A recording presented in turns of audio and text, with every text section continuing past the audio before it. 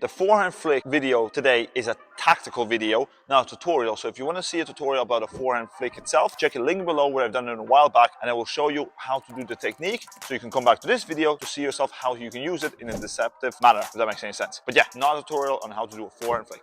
Now, deception, a very uncommon thing to do these days because, well, the rules have changed and that's the big one, but also the technology of the sport has advanced the aggression part of it. So it's more thought about how to win the point with your own game rather than how to outplay the other player, if that makes any sense. Like, honestly, from knowing from the insides of a professional player's current position in the top 100, I know for a fact they will agree to say that they're thinking about tactical aspect of it, so what serve to do, so they can attack it themselves, rather than thinking about the exact placement per se, but just be more consistent in the aggression so they can overpower the player. Some coaches will say deception is still important and it's key, and it is, but honestly, it's not used as much as it used to be.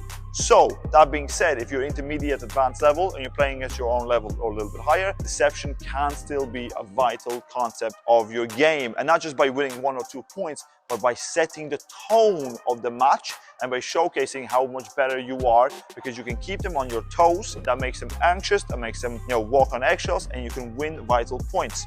Today, I will show you how to use the forehand flick in a deception manner, and there's 2 options that you can do.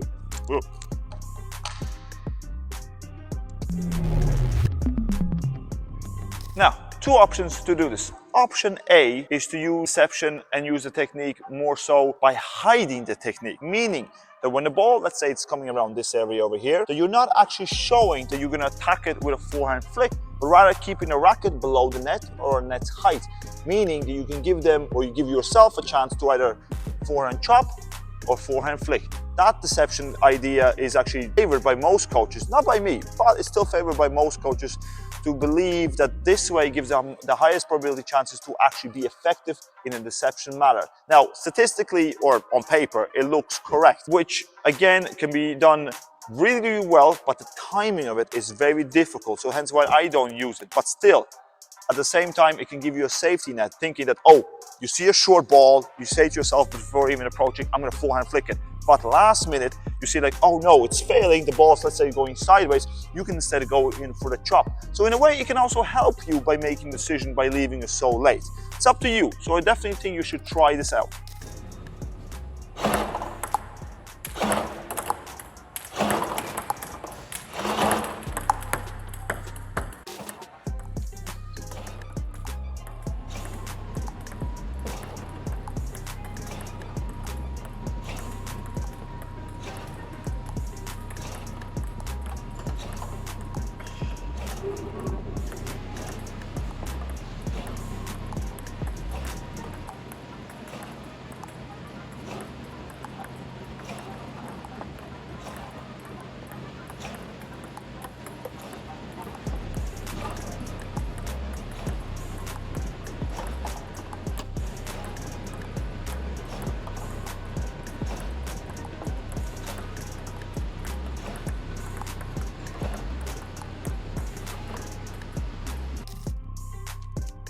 Now, option B that I like to use in deception manner with the forehand flick is to actually be a little bit more primitive and showcasing that I will attack you. I will keep the racket this way for a long, not a long period of time, but in a certain amount of time to give them the tunnel vision point of view that I am attacking you. You're going to be attacked, which gives them, well, tells their reaction, tells their body that, oh my God, I'm going to be attacked, probably parallel to my forehand, if I'm right-handed, or my backhand, whatever, but parallel over here is going to make them already maybe do a little tick, a little flinch, whatever, but it's going to make them already feel that they need to get into position or be aware that you're going to be attacked. And that's where you can use that idea, that mentality, and pop the ball straight down the line. It gives you the best chance to also be aware where the person's standing, because again, for some reason of the match, the person could be standing here. So, okay, you don't want to, make the ball to be that obvious. Then instead of putting the ball over here, you can put the ball down the middle so they can, have a harder time to deal with it. So that's why I love to leave it last minute, because not only it helps you do the direction change, it also gives you the awareness on where to put the ball. So that's why I love option B.